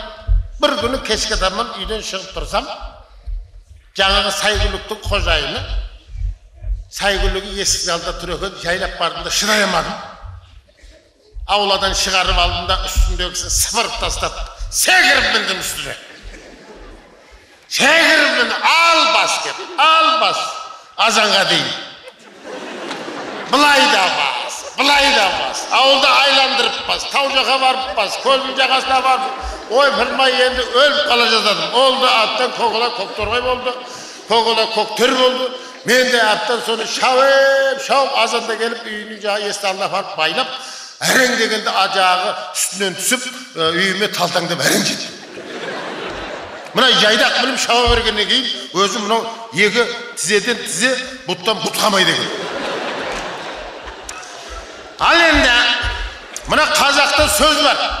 Тай кезінде тапта, құнанында бапта, бесісінде шаппаса, басын кезіп таста деген. Сондықтан да бұларды өзі мына тай кезінен таптап үйретіп, кейін ат болғанда, үлкен болғанда бұл жақсы болу үшін сол кішкентай кезінен баптау керек. Ал енді жаңағы шапқан кезде баяғы қобыланның сәйгүліктері сияқты ауыздықпен алысып, үш қаңғыспен жарысып, көлденең жатқан көктасты, сазмажықта илеген дегендердің бар осыдан шыққан.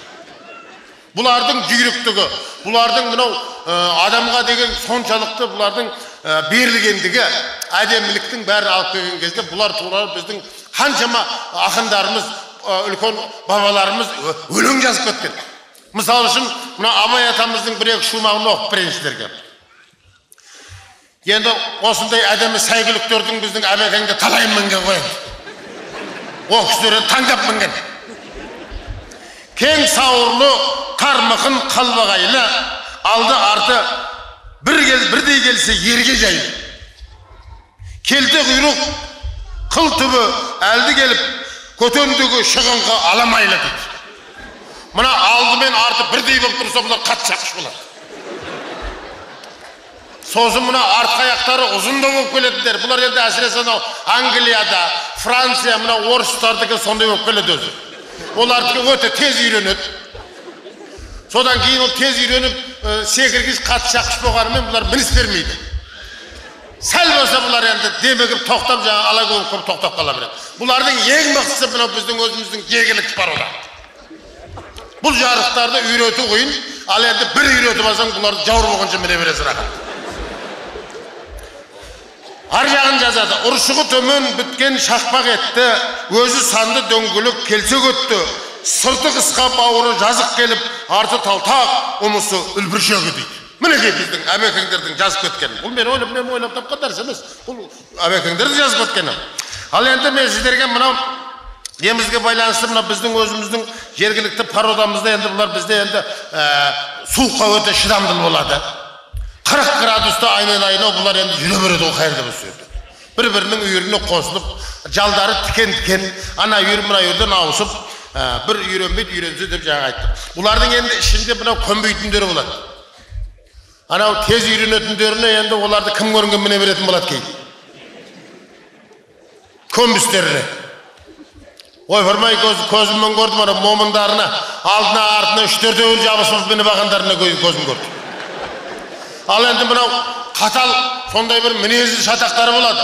Онша-мұнша кәмбетке үйретіп, тәтті беріп дүнуге болады. Ал кейбіреуіне қамшы баспасаң, бұларға ойбай жақындатпайды қасына. Бұларда мынау қорыққанды біледі. Егер егесін танып қорықты ма, дір-дір етіп көз алартып бір жер тұрып қалады ештеңе. Қамшыға басасын, ал кеп басасын, содан кейін 3-4 жігіт кезек-кезек мінгеннен кейін өзімен өзі үйреніп кетеді.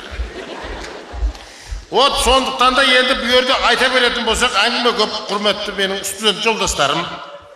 Мына мен осы жақында мынау видиктен мына Америка жақты көрдім. Американың мынау сәйгүліктерін көрдім. Мен бұл американ істеріңіздің істемейтін бәлесі жоқ қой.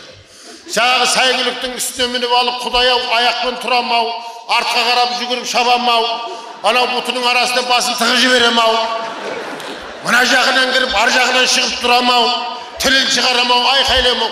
Ой неге істейді? Бұл қорлық. Bunday adamı saygılıkta özümüz korluğa bolmaydı. Osunçama jerimizдің bärini osunday saygılıkta minip alıp bizдің ata-babalarımız osu жерди сактап alıp kalgan. Sonuçtan da her үйde osunday bir saygılık bolsa, sonun jemin жақсылап berip, baptap, күнүгө 2 рет üstünden berip turmasaң, bular da semirip ketedi. Bulardı mingende de ezip turup mine gerek, kışta mine gerek bulardı. Mına kıştın günü minilgenleri жазды günü katça batın bular. Sonuçtan da жолдас студенттер, sizlerge endi meni aytayın degen köp sözdүн bari kıskarta gele. Жастар, özgönün başka elдің жылқысын былай koyganda özümüzdün Kazakı, осы elimizdeki kolumuzda бар алтынның жағы қадірі жоқ деген сияқты өз еліміздегі ата-бабамыздан қалған осы сәйгүліктерімізді аман-есен сақтап қалып, солардың тұқымын көбейтіп, солардан ертең ұрпақ алып, соларды жақсылап асырап, жақсылап мініп, тірлігімізді істей берейік. Үйлеріңіздегі сәйгүліктеріңіз шапшыл болсын.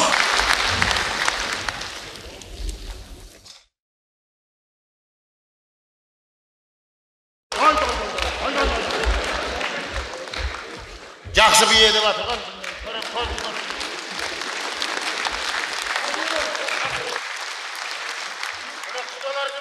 Қайда кетті? Ойбай, отыр, күтіп отыр ғой. Қаяқта күтіп отыр? Құрсын енді, көршілерден сұрадым, өзіміздікін қостым. Бар тапқаным осы енді. Бәрін түгелдедің бе? Түгелдедім. Іште. Бәрін салдың ба әйтеуір? Емпірімізде қосып жіберген бе, қараңғаға киіп жүрген. Қосып жібере сал, бір келін үшін бір жалқыма саған. Құрсын. Өзі, қалай өзі, құдалар қанша болды сонымен? Санадың ба? Спескісі қайдет, міне. Спескісі берді ғой құдағи, міне. Ұзын саны мінікі, 67. 68 санадым мен. Әй, спесігінде 67 тұр ғой, мен 67 мін. Әй, спесігі мен өзім бір өліп санап түсірдім автобустан. Әй, қайдан тауып тұрсың бір адамды сен? Автобустың шофыры ше. Әй, құрсын, оған жатқа жоған бермеймін кейт. Оған да беру керек кейт ұят болады. Әй, жетпей жатыр онсызда. Жеткіземіз, ана нелерді бөліп екке бөліп бере береді. 36-сы қатын екен, 31-і еркек. Ойбай, ол қатыныға бұған көйлекті қой. Қанша қатын? 36 қатын. Ой, өкірі өзірі ауылдарында қатын қылмаған ба дейме? Әй, бүкіл ауылымен көшіп кетті. Сен бұларды Мынаны жыртайын мен бит екіге бөл. Көбірек болады. Үшке бөл, үшке бөл. Тоқта. Тұр, ұны. Бір-біреуден бере береміз болды. Пакетке сал, берме. Пакетке сал. Жаңағыда Бағиланы жібермек қой, сен оған қайда жүрің? Ей, Бағила! Осындайда келіп бәрі көмектесіп жүрме, ашына пакетті. Осы ауылда қатын адам оған ба, осыны өздеріңіз деп қоймайсыздар. Бағила деп тегі. Сен неғып жүрсің аяқта? Неғып жүрмін? Неғып шофырмен арбаңдасып жүрсің сол үшін. Ойбай! Осы мені көрсеңіз сіздің әте немене тек осы шыныңыз қайнап тұрады? Ей, сен неғып осы шофыр көрсең барып автобусқа үйгеле бересің, а? Шофыр көрсең. Осы маған тиіспесең жүре алмайсың. Ана құдаларды аттандырып Тұра тұр, құдалар. Ей, мұнаға қарамайсың ба мұнаға? 57-ге келдік бұйыл. Кім 57-ге келді? 12-де бір гүлім ашылған жоқ, осы сендерді қамдарың келейін деп. 41-ге келдім бұйыл. 12 гүлде бір гүл ашылма. Сенің бір-ақ гүлің қаған ашылмаған, қаған бар тікен болып кеткен құрап. Бәрін жария қылып айтып, түгел жария қылып айт. Ай, қаншаны санадың ба құдаларды? Қанша екен? Қаншада өзге екен? Санадым, одан да мал санағаның жақсы ғой, бұларды санағанынша. Қаншадан кепті? Тура 57. Қанша? 57 деймін. Мынау не еттір? Оны кім қайда? Енді тыңдасаңыздаршы. Ол бір адамды қаяқ құрттыңдар? Туй, әтей тұра тұршы енді. 57 деп тұрмын ғой, Так. Ана 18-і, ана біздің жоңышқа бар ғой, огородта, соның үстінде жатыр. Ана 6-ауы, біздің ана Ерболат бар ғой, соның дәу талының астында арақ ішіп отыр. Тоқта тұр, 18, 6 қанша болды? 24. Иә. Енді 6-ауы, ана магазиннің артында жүр. 30. Сосын 6 ана жетпегір жүгернегі бар ғой, келген. Солар деген ана көшеде балшықтың үстінде, балшық. 36. Ай, жартысы қайда құданың? Мына жер жартысы қалып шек. Ей, сен не? Қаяқта 36. Қой бақ қандай қып бәрін тұтыратып жібергенсің, а? Бар түгелді. Ана құдағи шақырды. Ту, құдай-ай. Сосын ана жетпейтін жеріне айтып мынаған. Ана нелерді алып келсін. Нені? Көйлек жетпей жатыр. Залдағы перделерді алып кел. Ай, залдағы тамақ береміз ғой залда. Залда отырады ғой бәрі. Тұра. Спальниктікін әкелсін, спальник. Ай, спальниктікіне дейме. Екеумізді аңдып жүреді сосын бар. Ой, қой. Перде жабаса болсыңдар. Ана шторлар нелер бар ма? Ай, просто нелер дей саласыздар. Простыня мәселемді простыняның бәрін бөліп беріп алсын бұяққа. Қазір мен келемін. Қойшы, артымнан келген бір екі просто не бар? Біреуірек қалайым қылмаса. Кімге бермейін бе, құдаға? Құдаға бер бұл. Бұл менің костюмым бұл. Москва көрген костюм бұл. Иә. Бір екі ағырат. Новый деп бере бір. Бір екі ағырат кейін. Қалтасының жыртығын тікпегесіңдер ғой. Құрмай. Осы құдағай кел. Аян құдағай. Ой, айналайын құдағай. Құдағай. Жағалай. Келіңіз құдағай. Ойбай. Кеп қалдық құдағи. Құдағи мәспескіңіздің соңына жете алмай жатырмыз. Ойбай, жете алмайтын несі бір, шақ барақ бар жоқ. Мына құдалыққа барған сайын 6 барақтан жазып жібереміз. Қабат-қабат кейін тұрып қарқ көп келеміз бәріміз. Ойбай, қыста барушы ма едіңіз бе? Ойбай, шілдедақ барғанбыз. Мынау енді құдағай, осы ауылда не бар, бәрін жинадық міне. Ал енді құдағи. Бәрін бір тұрай. Өзіңізбен ақылдасып көрсетейін деп жатыр. Еніш болмасын. Мынау үлкен құдаға костюм шалбар. Қайсысы? Міне. Германский. Ай, мынау киілген ғой. Мынау тарағышы. Тарағы. Ойбай-ау. Киілген дегенде бір тағыт. Анау мынау емес 15 мыңның костюм шалбары құдағи. 17 мың, 17 мың. Жолымен 17 мың болған.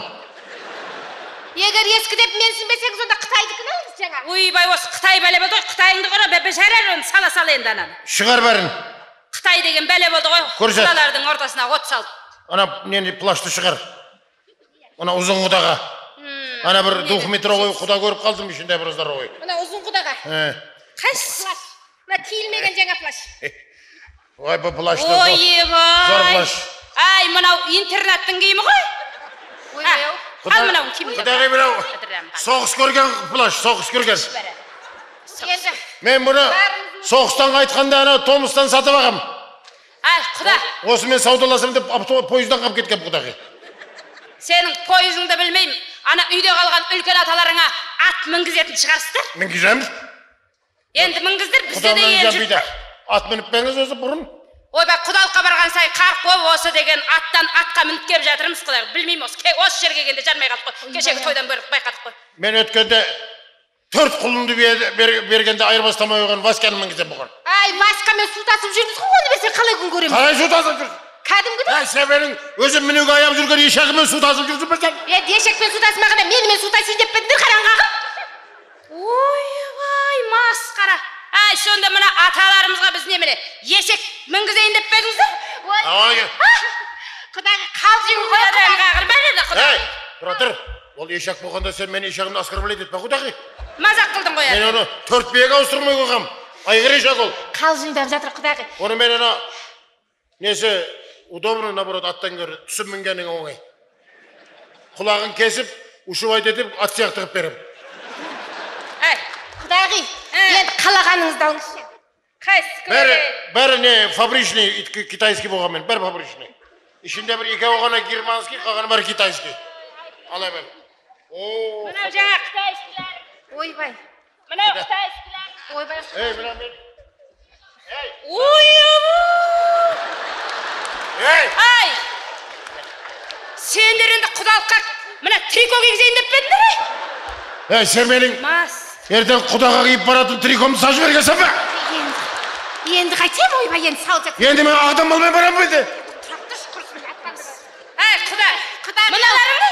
Ол енді құдағи енді... Киіп шешкеніңізге оңай. Жақсы, мына құдаңыздың көзі деп киіп жүресен. Мынаны резинкасын кеш ауыстырғам құдағи. Сен ба, жаңа резине. Енді бір-екі жерін ұршыбайт ету керек, құдағи. Мына екі тізесі, и сосын мына бір жерін ұршыбайт етсеңіз, женский болып шығады құдағи. Мазақ қылыңыз. Ойбай құда. Ертең ел жұрт айтады ғой, ойбу, мына қатера, мына қиыт киіп барып, ана трико киіп кіпті деп масқара қылды ғой міне. Сіз бұны көрсетпеңіз құдағи. Адамдарды алыс отырғыз қойып көрсет сонда. Қойыңдар, мына киттеріңе мен 2 деген баға қойым. 2. Құдағи ай ең болмаса. 3 қойып беріңіз құдағи. Қоймай, 2 деген баға бол. Қойыңыз енді. Ойбай, аяқты бір құдаша босанайын деп жатыр. Ойбай, біздің келіншегін ойбай мен барайын. Туғызбаңдар, туғызба. Бұлар тағы да киіт алайын, алып кетейін деп тұр. Сөйтіп тұр. Ішіне өдананың егіз сумаса мағысқара. Бұлар специально екі қабат қатындарын алып келген. Енді қайттым мен, а? Бұлар өздері 80-ге толтырып кетмекші, көрдің бе? Масқара. Жеткіз алмай Бұлар ертең тағы да 2 тайбың іздеп бәле болады. Енді емдетсе? Срочно қайтару керек. Не істейміз енді, масқара? Не істейміз? Алмай тұрғанына китіңді. Ойлаймыз қазір. Ойнаған емес. Ойлаймыз деп, не ойлы? Сен ойыңда сразу ойлайын. Енді өзің ғой. Спальняға барып Шар. қайтамыз. Құдаларды аттандыра алмай атса? Адам үшін. Құдаларды аттандырамыз, ойлап таптым мен. Қазір былай қыламыз. Қалай? Астанада стройкада жүрген Рауқатты бастық болды деп айтамыз бұған. Кропырный бастық болды. Ойбай, оны біліп қойып, ұят болып қалмай ма? Қазір мұнаны неғып шешіп алайық, білсе біліп атса шығарып жіберді деп айтамыз енді. Қазір бастықтар күніге шығып кетіп жатыр орнынан. Ойбай, құрсын, аттандырсақ болды ғой. Тұра тұрғана кімді шақырады? Бағила! Сол енді. Тағана шофырмен жүр нәбәріне солыш. Қайда жүрсің енді? Не болды? Тағы да шофыр бермеңдеп жүрсің бе? Той! Неңіз болып менің артымды аңдып осы. Сенің артыңды да алдыңды аңдеймін мен. Ұйғыш. Айтса енді. Мен насмоз аңдеймін сені. Өзімізге тартқанбыз ғой, ырбаңдасақ. Құлай қыл, егер сен қазір өз бір тапсырма берем, орындасаң, сол шофырға байға берем сені. Рас па? Рас. Ой, ондай болса Бағила қатырады ғой. Қатырады. Қатырады Бағила қазір. Қатырады бұл. Сен қазір барасың да, құдағи келгеннен кейін жүгіріп келесің. Сүйінше. Ой деп кел. Не болды деймін мен айтам. Ой, не болып қалды? Дұрыс ба? Дұрыс. Айта бер. Сен айтасың, ате, анау үлкен балаңыз бастық болыпты деп, анау құдағиға келіп айтып Айтып жатыр, арып қатты. бастық болыпты деп айқайлай бір қаған өзім қатырам. Болды ма? Түсіндің бе? Түсіндім ғой. Бар онда. Рас бастық болыпты. Рас бастық болыпты, бар. Құдағи келin. Енді дайындал енді. Келін керек деп еді. Қазір көресің қазір. Киіттерді қалай алады екен. Мынаны француз қып өткізем мен қазір. Туғызба. Ойбай, міне ертерек ауылға жетейін. Ана келін бала тумай тұрғанда. Ой, правильно. Ертерек жетейін. Атын Жолдыбай деп қойып бекерге масқара боласыңдар. Ай, құда. Көңілдерге келсе де айтайын. Мына киттерге мен көңілім толған жоқ. Көңіл толтырамыз.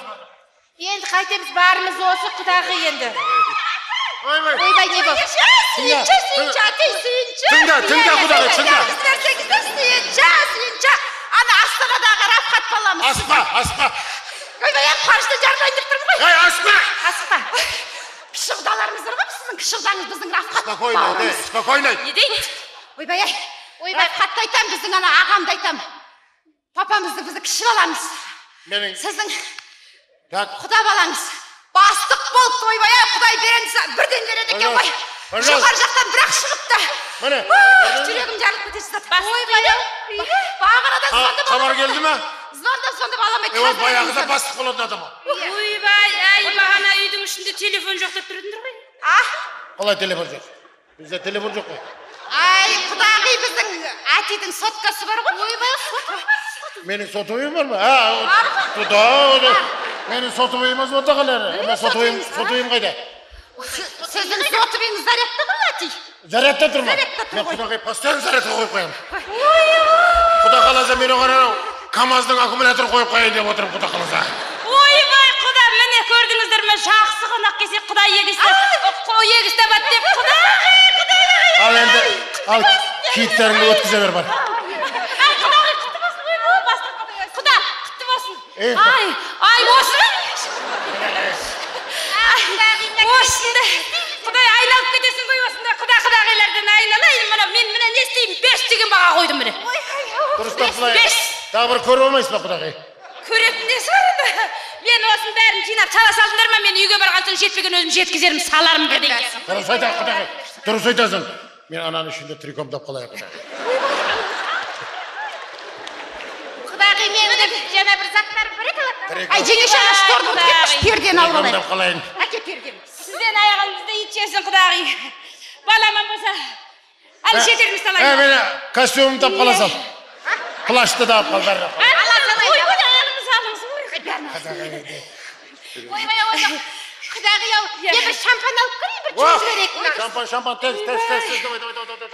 давай, шампан. Құдағи, сізде Шынымды айтсам, сіз кеше бірінші құдағи автобустан түскен кезде уже тырылдап кеттім мен. Ойбай, құдағи келе жатыр. Салаңдап кеттім. Кешеден әлі салаңдап жүрмін, құдағи. Ғашық қалдым. Ойбай, құдағи келе жатыр, құдағи келе жатыр. Келе жатыр ма? Иә, келе жатыр. Жақындап қалды ма? Артымда тұр. Мен трикон айтып жатырмын құдағиға. Көзің бір түрлі болып артыр. Ал құдағида шампаннан артыр. Иә, кеше тойда шалмадық қой, мен ауырып сол. Құдағиға құйып жіберейін мен. Осындай тойда ішпегенде қайда ішеміз? Айтасыз құдағи. Құдағи. Баяғыда айтатыр едім есіңде ме? Жаным құдағи, жаным құдағи. Ойбай. Бағила! Бағила! Ұста мұнаны. Ұстап тұр. Арырақ тұр. Мешайт етті, гүлдерің sana. Киттің мәселесі шешкеніміз дұрыс болды бәріне. Ойбай, өмірімде бұндай кит киіп көрген жоқпын. Құда, қарқ болдым, рахмет. Құда 1000 жылдық деген. Осы 1000 жылдық құда болып жүрейік енді. Күйеу бала, қыздар балдар ажырасып кетуі мүмкін, анау мынау енді екіне проблема. Но біз құда болып жүрейік постоянно. Иә, құда болайық. Жамансыз айтты бұндай. Екеуіңмен қатар бұрып шауып жіберейін ба? Бұрдар шап. Бұратты. Енді құдағи. Дуайлы тәтті. Екі менің, павлиндарым менің.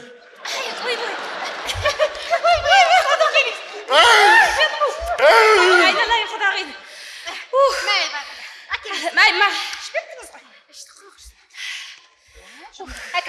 Тағы бір неғып жіберейін бе?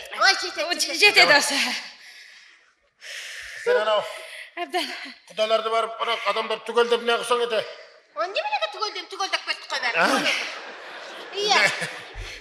Онда бір билеп жіберейік. Ойбай, осының бейшілігі ұстайды тұрды. Той басталды енді. Иә, кеше билей алмадық қой, билесек билейік. Маэстро! Музыку өлмен ау.